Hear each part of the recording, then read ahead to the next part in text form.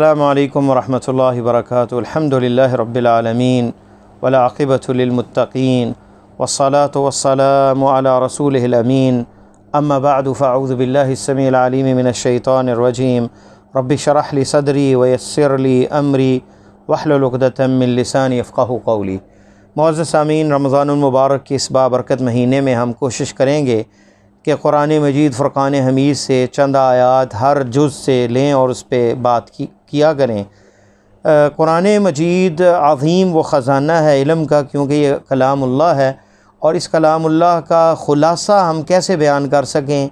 قرآن جو ہے وہ خود خلاصہ اور نچوڑ ہے تمام جتنی سابقہ کتب اللہ تعالیٰ نے نازل کی ہیں، اور قرآن مجید ان کا مکمل تفصیل ہے۔ ایک ایک آیت کے اندر وہ خزانے ہیں کہ پورے ایک پارے کا خلاصہ اور نچوڑ کس طرح ہم بیان کریں، اور نہ ہی یہ ممکن ہے کہ چند گھڑیوں میں چند منٹوں کے اندر پورے قرآن کا خلاصہ بیان کیا جائے۔ یہ تو ہو سکتا ہے کہ اہم موضوعات کے بارے کی طرف اشارہ کیا جا سکے، لیکن ہم کوشش کریں گے کہ آج سورہ فاتحہ کے بارے میں اور کل کی نشست میں سورہ بقرہ کے بارے میں کچھ گزار کریں۔ سورہ فاتحہ جیسے نام سے ظاہر ہے، فاتحہ جو ہے آغاز اسے کہتے ہیں، قرآن مجید کا آغاز سورہ فاتحہ سے ہوتا ہے، اور اسے ام الکتاب بھی کہا جاتا ہے، کتابوں کی ماں، کیونکہ یہ خلاصہ اور نچوڑ ہے پورے قرآن کا، اس لیے ام الکتاب کہا جاتا ہے۔ یہ بھی اس کا نام ہے فاتحہ، کیونکہ اس سے کتاب اللہ کا آغاز ہوتا ہے۔ تو یہ مدنی صورت ہے اور عظیم صورت ہے۔ اس صورت کے بہت سے نام ہیں، جن میں مفسرین نے الحمد، فاتحۃ الکتاب، ام الکتاب، سبع المثانی، الواقیہ، الکافیہ، الشفاء، الشافیہ، الرقیہ، الواجبہ، الکنز، والدعاء، الاساس، والنور، وسورۃ الصلاۃ، وسورہ تعلیم، المسئلہ، سورۃ المناجاہ، سورۃ التفویض، یہ سارے جو ہے اس کا ایک ہی معنی سورہ فاتحہ پہ ہے۔ اور یہ بعض جو ہے ان میں تسمیات جو اس کی بعض نام ہیں وہ سلف صالحین اور بعض نبی علیہ السلام سے ثابت ہے۔ امام بخاری کہتے ہیں سمیت ام الکتاب، ام الکتاب اس کو اس لیے کہا جاتا ہے لأنہ یبدأ بکتابتها فی المصحف، قرآن مجید اس سے شروع کیا جاتا ہے۔ اور ابو سعود کہتے ہیں سمیت ام الکتاب لکونہا اصلا لکل کائنات۔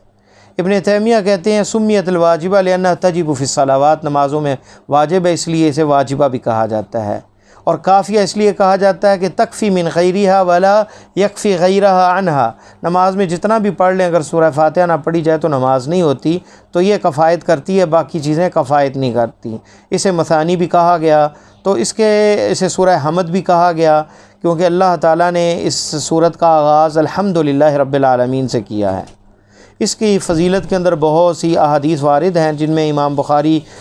روایت کرتے ہیں سعید بن معلہ سے کہ نبی علیہ السلام نے انہیں کہا کہ میں تجھے ایسی صورت سکھاتا ہوں جو سب سے اعظم صورت ہے قرآن میں، مسجد سے نکلنے سے پہلے۔ کہتے ہیں ثم اخذ بیدی فلما اراد ان یخرج، اپنے آپ میرے ہاتھ کو تھاما اور جب نکلنے لگے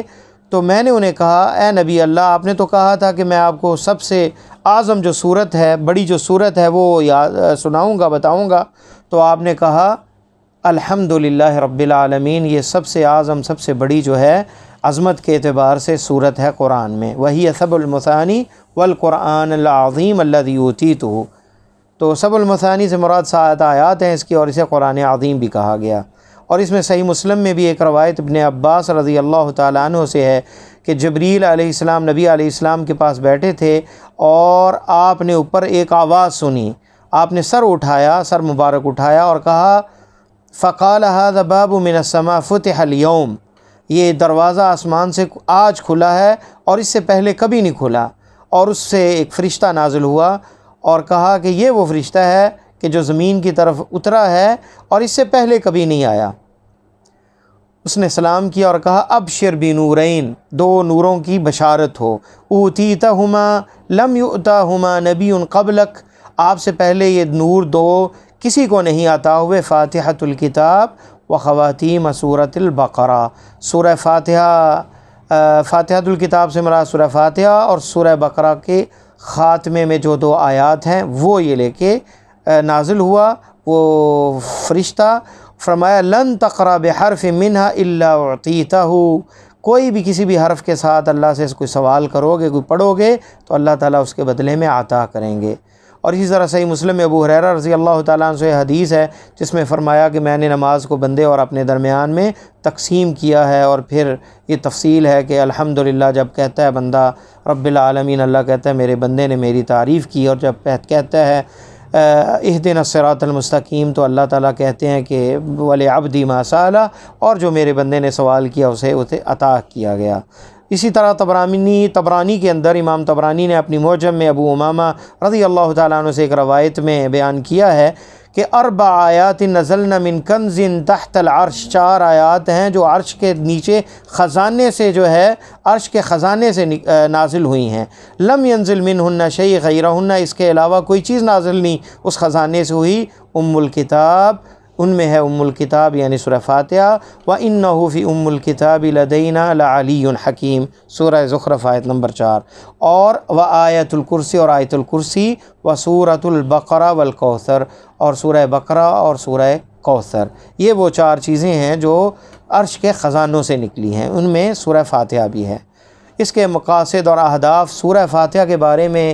کہا جاتا ہے، مفسرین کہتے ہیں کہ پورے قرآن جو ہے وہ خلاصہ نچوڑ سابقہ 4 کتابوں کا، تورات، زبور، انجیل